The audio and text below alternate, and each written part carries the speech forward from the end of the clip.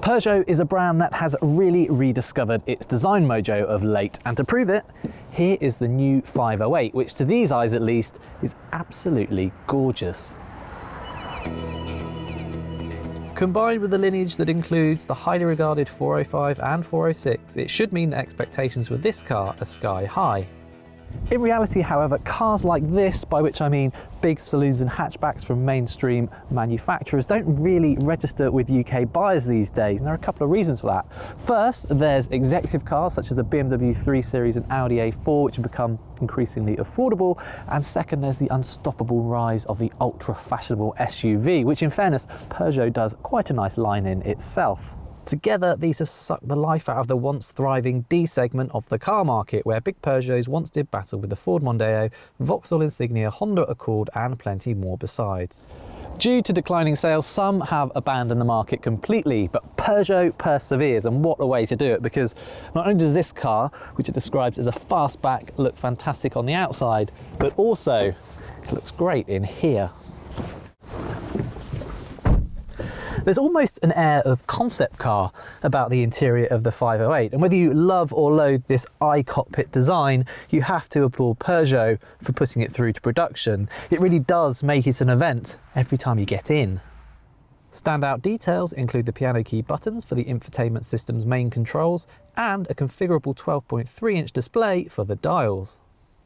It feels roomy in here too, and there's a decent amount of storage, but what really stands out is the quality and the number of different materials used. Peugeot has long talked about its ambitions to move into the premium segment, and with this car it feels like it might just be on the cusp of doing it.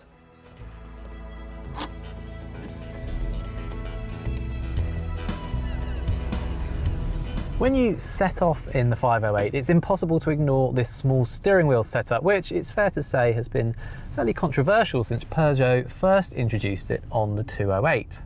On the plus side, the wheel itself is very light and it's quick to turn, which makes the 508 easy to manoeuvre, even if visibility in the rear in particular isn't great. Plus, you can now easily see the dials over the top of the wheel, which wasn't always the case with the 208. Less positive is the lack of feel or feedback through the wheel. That lack of connection removes some of the potential satisfaction that could be derived from driving the 508, particularly compared with a BMW 3 Series or a Jaguar XE. However, and I think this is an important point here, the small wheel also makes the 508 distinctive. It's not trying to be like everything else, but instead Peugeot is carving its own path. And so if you do get on with a small wheel, you'll find the rest of the car is actually very well set up. It feels taut and controlled. Perhaps the biggest drawback is the amount of tyre noise, although it should be pointed out that our GT spec test car is on 19-inch wheels. Under the bonnet of this particular car is Peugeot's 1.6 litre turbo petrol engine, pushing out 225 horsepower. Or alternatively, there's a less powerful version of the same engine or a couple of diesels.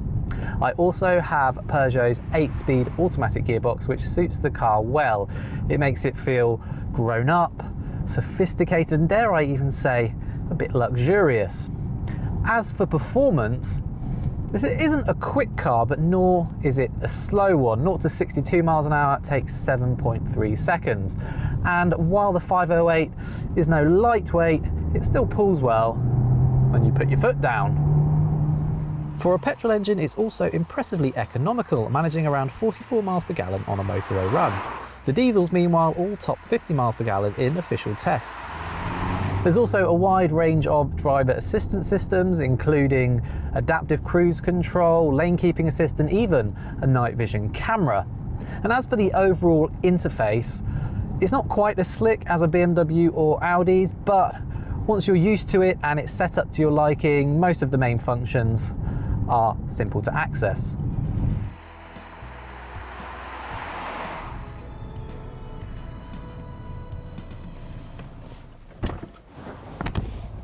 If you're swayed by all this style, then the 508 mostly delivers on space too. The boot, got it to work.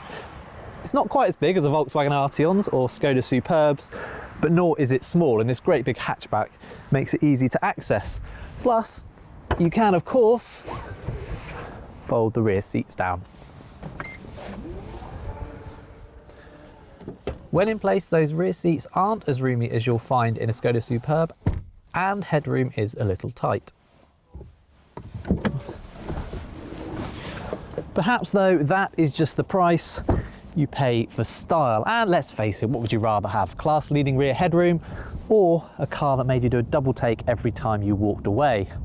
Let's not get carried away here. The 508 is not about to outsell the 3 Series, but it is nonetheless a very welcome addition to Peugeot's range.